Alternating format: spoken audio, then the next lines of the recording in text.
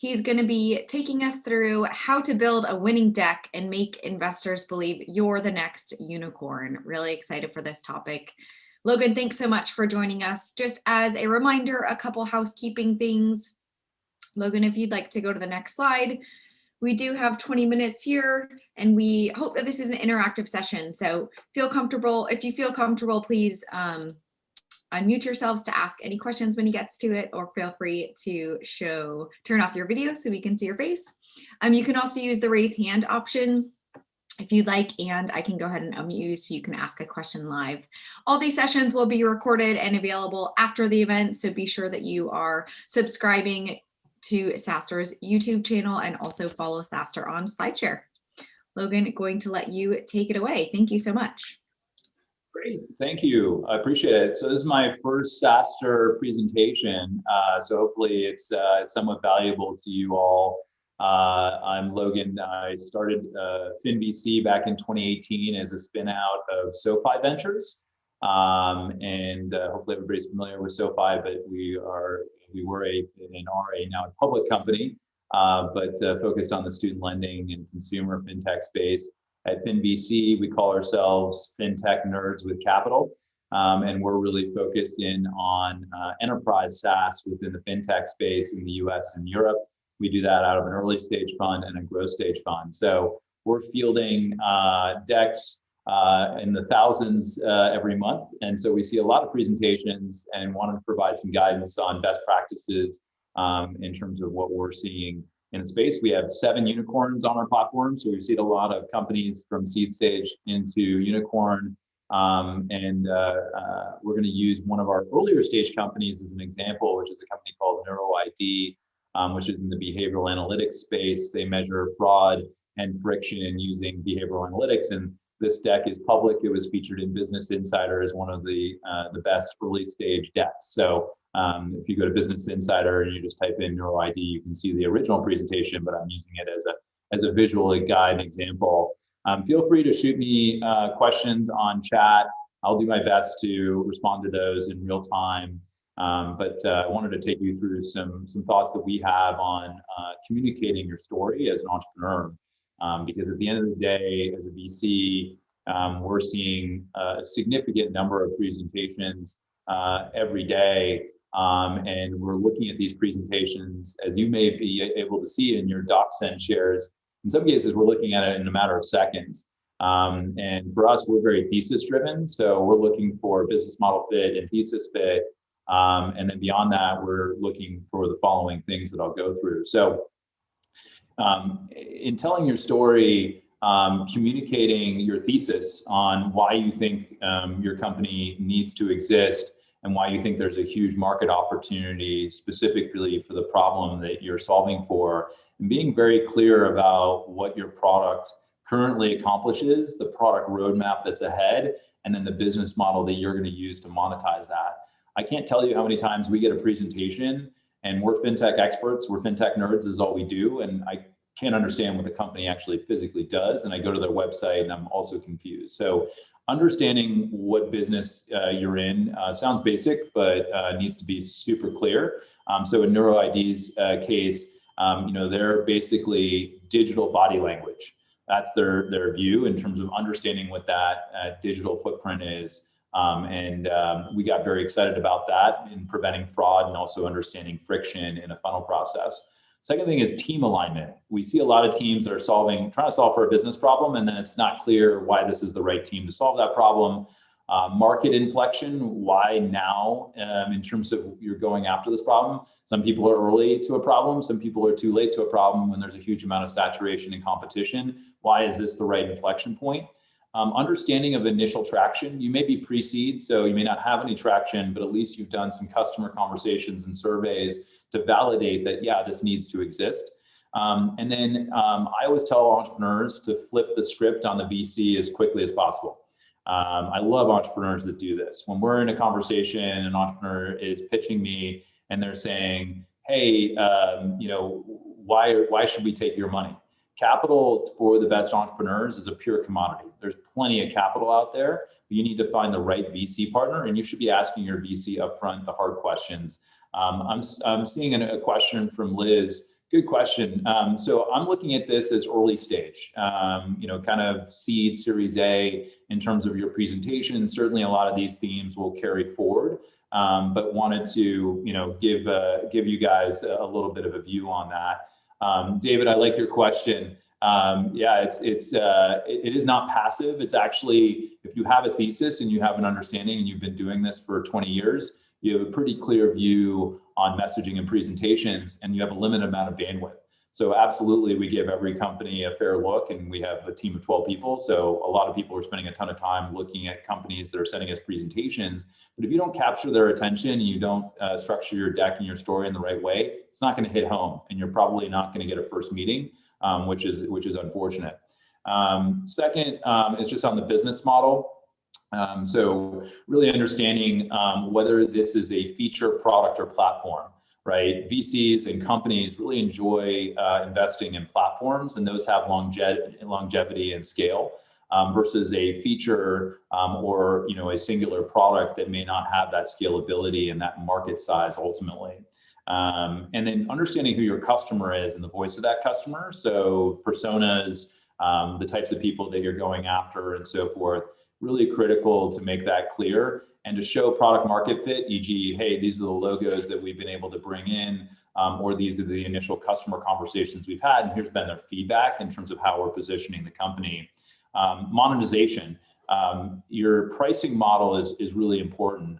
For us, we look for businesses that have both a recurring revenue element to their business, so they've got a subscription model, traditional enterprise SaaS, or you're selling into middle market and SMB, and you've got some kind of recurring revenue subscription based on the size of the business.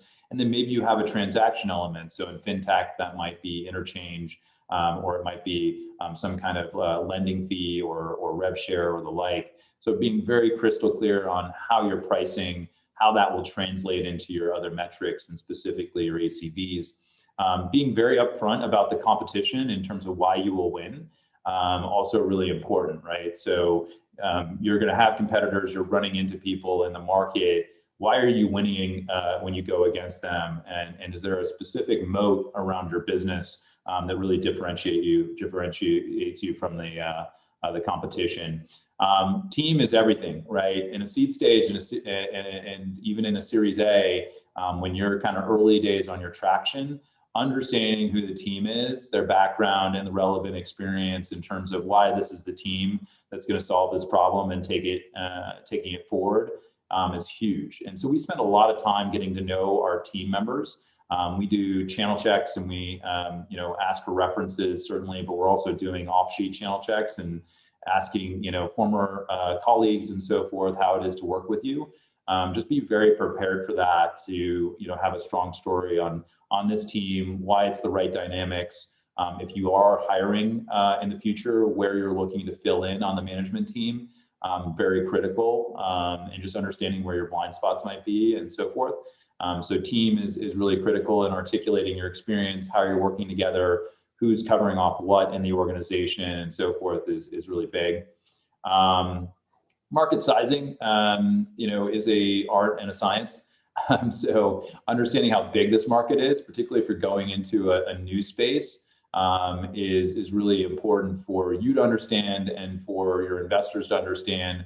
Larger markets translate into larger companies, and it also creates a higher probability of success.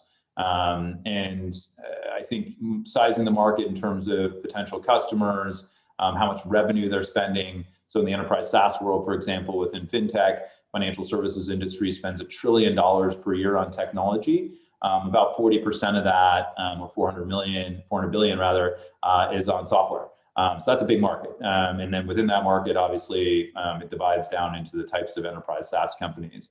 And you're really looking to produce, both for your own sweat equity and for your investors, a 10x plus type outcome, and how you're going to accomplish that and what you think that scaling curve looks like is really important. And then for Chris's question on TAM versus SAM, definitely look at TAM and SAM, and both need to be significant in terms of the bigger market, but what market is actually realistic and what percentage realistically in the near term can you capture within that market. I'm going to take us through a bunch of metrics here, and we have some proprietary metrics that we developed at FinVC. It was funny because we were looking at early stage and growth stage companies, and if you look at SaaS metrics that are produced by the investment banks or research groups, they're almost all public market comps. And you're kind of like, this isn't that helpful. So we actually developed seed, A, and B metric benchmarks for early stage entrepreneurs, and we're going to share those with you today. They're there for you to take away. This is a bunch of sweat equity that we developed on our own, and then we also looked at other metrics that we like to look at that we think are super relevant. So these are all fairly obvious. I would say we'll go through some more complex ones here in a second. Top line, both on a net revenue basis and on an ARR basis are really critical. I would say, one key piece here is we see a bunch of, I'll call them fuzzy metrics that come across. Contracted ARR is my favorite. There is no such thing as contracted ARR. You either have recognized ARR or you have bookings, right? So you could describe bookings maybe as contracted ARR, but understanding revenue recognition, particularly in an enterprise SaaS business, is super critical. And understanding what that pipeline looks like and the probability of that potentially getting converted. When you're early stage seed and Series A, even through kind of Series B, your month-on-month growth is pretty important because you can see some really dramatic swings there. CAC LTV, so how much you're paying to acquire a customer, enterprise, middle market, or SMB, or consumer if you're a consumer-oriented business, getting very clear about that CAC being fully loaded. So don't try to play games with CAC and LTV calculations. Just be very clear on how you're arriving at that number and what that LTV looks like. And the LTV obviously is really critical in terms of your ability to upsell and cross-sell that person. ACVs. So when we look at ACVs, this is average contract value. So we're basically looking at how much are customers willing to pay on average for your product. More relevant in an enterprise SaaS context, obviously, and this is very enterprise SaaS geared, I admit. But it's also important to understand what your value per consumer is as well. So I would certainly look at that in addition. So I would say that let me just go to this slide here, which is a little more instructive. So we look at seed, Series A, Series B, primarily out of our flagship fund. We also look at Series C, D, but I'm going to focus here on the early stage opportunities. So this is every metric that we look at. And I think, same can be said for largely every other VC. And this is what we're benchmarking you against when we receive a company that's raising a seed round, a Series A round, or Series B round. We share this with all of our portfolio companies because they very much want to understand where they should be in their life cycle when they're preparing to raise more capital, and what best in practice looks like. So Series seed companies, from an ARR perspective, we're typically looking for 500K to $1 million in ARR to seed. That can be forward looking, right? So you could be doing 100 to 250K in ARR, but if we can see bookings and pipeline growth that's trending towards 500K to $1 million, we're going to get excited about that, and we're going to dig in, right? So that's how to think about ARR in the seed stage. There's a little bit more of a forward looking basis in the seed, and certainly in the Series A and Series B, we're giving you forward looking credit in terms of your multiples. So if you're doing $1 million of ARR this year, but you're expecting you're going to do $5 million of ARR next year, and you can provide some meaningful pipeline to support that forecast, we're going to give you that credit for next year's revenue in our valuation considerations. And then the other ones that I like to look at in the seed as companies scale is concentration risk. So we'll look at your top 10 customers, and we'll look at what revenue they're generating. You don't want to have too much concentration there, because if you lose one customer, obviously that's a big healthy chunk of your ARR. And that goes hand in hand with looking at churn numbers. So if we can look at your cohort analysis and be comfortable that you're getting low churn, typically sub 10% at scale, and you're getting high dollar net retention numbers, meaning not only are you not churning, but you're growing and upselling your customers, that's a huge consideration for us. Backlog and implementation is also a metric we look at in terms of how long is your sales cycle, and then how long does it take for you to implement. We tend to look at a lot of API and developer-driven solutions. So typically there's an API or sandbox in there. It's pretty self-serve. We do have some companies that obviously sell in enterprises, and there's more of an enterprise sales process there. And we're looking at how long that implementation is and how easy it is to integrate. Are these APIs? Is this a mobile SDK? Is it a pretty straightforward implementation that's not going to take a ton of professional services dollars? We're looking at, billings, which, billings or bookings, right? Which is sold but not implemented. So you can't recognize that as ARR yet from an accounting standard perspective, but it's largely contracted and it's high probability from a conversion perspective. We're also on a qualitative basis, we're talking to both current customers and prospective customers. And if you're a good VC, like we'd like to think we are, you're making introductions to prospective customers. So when we meet a fintech company in the seed or Series A stage, we're actually making introductions to potential customers. And that gives us a lot of insight in terms of your sales process and your sales motion, gives us insight into the customer feedback and how they're viewing the product in their tech stack, whether there's friction there, what the particular product feedback is. And then we're also getting insight in terms of the implementation and the follow through in terms of your customer success. So hopefully this is helpful in terms of the benchmark. I'm going to come back to this slide and then I'm going to start taking questions. But these obviously you can take away, but these are all the calcs around how we think about each of these different metrics. And so gives you a sense for how we look at them and how you should think about measuring them. And I think we've gone over largely all of these. So I'll go back to the slide and take some questions. Logan, thank you so much. We do have a couple questions in the chat if you want to start there. First is just, this criteria, is it for companies of any stage or early? Can you shed any light? So I addressed that earlier. I addressed all the questions that are in the chat except for the one from David here, which I'll take. So, our metrics here are obviously early stage focused. I think, in building a presentation, a lot of the lessons learned that I shared certainly are meaningful from seed through to exit. But I was trying to focus this on earlier stage entrepreneurs, really building a story on how they can become a unicorn. And then for David's question, if you're disrupting an industry and potentially changing a market, his question is if your product is a disruptor versus an enabler. That's the way we think about it. So disruptor companies, for us at least, tend to be consumer and SMB focused. So you're competing with some kind of incumbent and you found a way to disrupt them. We don't tend to invest as much in that space in fintech because it's fairly saturated, candidly. But certainly in other industries, absolutely disruptive companies can be massive businesses. Just look at Uber and Airbnb and DoorDash and so forth. Those are long tail, very binary type outcomes, and those can be exciting businesses. How do you view? Sorry, I'm just going to go through a couple of other questions here. So Geraldo asked about pre-revenue, pre-seed stage. I would say that, pre-revenue, pre-seed, you're much more relying on the team, the thesis, and the product roadmap versus something that has more product market fit, right? So this is seed plus stage as a starting point where we're looking for folks that, have a product in the market and are starting to get traction.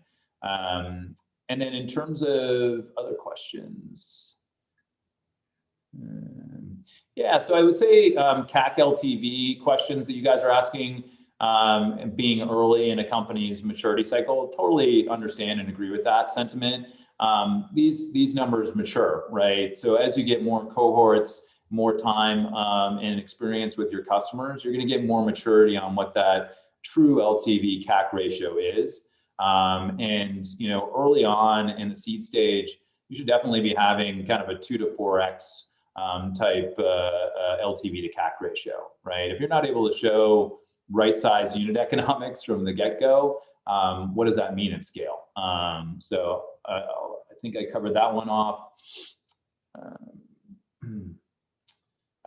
Chris Messina asked me about municipal government solutions. Hey, great question.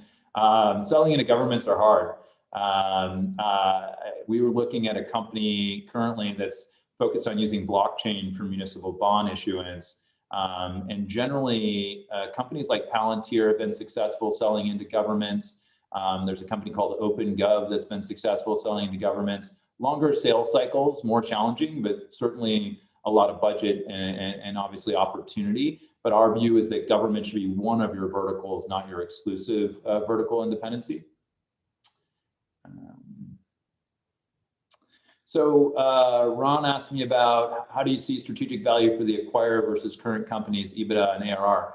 Yeah, so definitely looking at both, right? So Ron, if they're acquiring the IP and they're integrating that and they're viewing that as a new revenue channel, they're looking at themselves as a distribution channel and the size of the opportunity underneath their umbrella versus really existing Ebitda and ARR. Certainly that customer inclusion in that new business might be meaningful, but they're broadly really looking at sizing the opportunity in terms of the IP and the moats of that business and what that can mean with their existing distribution models. Farron asked me about 600% year-over-year growth. Yeah, it's a small base. Seed stage companies have if you're starting at zero and then you're getting to 60K to 600K type ranges, you get to pretty large rates. Vishal asked me a good question about retention numbers. So interestingly, what we found in enterprise SaaS is actually an acceleration in growth and significant COVID tailwinds, as we're calling them. So work from home type businesses, distributed work type businesses, digitization companies. So we have a company in our portfolio called Natomi, which provides digital customer service. And as you can imagine, people can't go into bank branches, they can't go into call centers. So there's a massive amount of benefit to having a digital customer service operation. But for consumer and SMB companies, absolutely, there was higher degrees of churn, obviously some challenges in right sizing those businesses. There's probably going to be some down rounds or flat rounds in those types of models. So this is, again, very much geared towards enterprise software type companies, a la SaaSter, versus a consumer SMB oriented company. I'm just going to scroll through some of these other questions to see if I missed anything here. Nate asked me about enterprise. So enterprise customers, typically, these are large, call it Fortune 500 companies. So you can think about it that way. And then middle market, and then SMB. So that's how we divide the channels. Jack asked me about positive EBT. I'm assuming you mean EBITDA. We don't invest in profitable businesses. As a VC or a private equity player, you're looking for companies that are growing 80 to 100%. They're really maximizing on top line growth versus profitability. Ultimately, obviously, there has to be profitability on the horizon, more of these growth and pre-IPO companies. But as it relates to early stage companies and growth stage companies, EBITDA is not an equation. Darius asked me a good question on top red flags if the team is not right, and I'll close with this question just to give you a sense for that. I think on the team side, we're really diligencing the team members in terms of their past history. So we like repeat entrepreneurs in particular. We also prefer technical CEOs, so product and eng backgrounds as CEO. They could have started a company previously as a repeat entrepreneur and completely failed. And that's all good. If they learn something for that and they're coming back and starting a new company, that grit and resilience that demonstrates is awesome. And we're very happy to back those types of entrepreneurs. I would say the flags come from entrepreneurs who came from a company, maybe they had some reputational issues in prior leadership roles that we've been able to determine. Culture is a big thing we look at. So if that entrepreneur, didn't really, set the right tonality culture-wise, they didn't believe in D&I, they didn't believe and having a collaborative work environment. These types of metrics we take very seriously when we're evaluating a team. I would say the second flag on a team is just a big gap in the team. So if they don't have a CFO, VP of finance, or a COO who's really running ops, and or a CRO who's running the sales motion and the go-to-market strategy, there really needs to be at least some completeness in the team. It might just be a CEO and a CTO, but they need to be very clear about what aspects of the business they're looking at. So hopefully that is helpful insight. Obviously, you're welcome to take the presentation with you. This will be posted and distributed, and hopefully this gives you a sense for benchmark for a SaaS company as you're out in the market, and some insight on developing presentations. So I'll close there, and appreciate everybody carving out some time, particularly for folks here in San Francisco during your lunch hour. Logan, thank you so much. So many questions and insights. This was really, really helpful. We appreciate your time. Thank you, everyone, for joining. Thanks all. Happy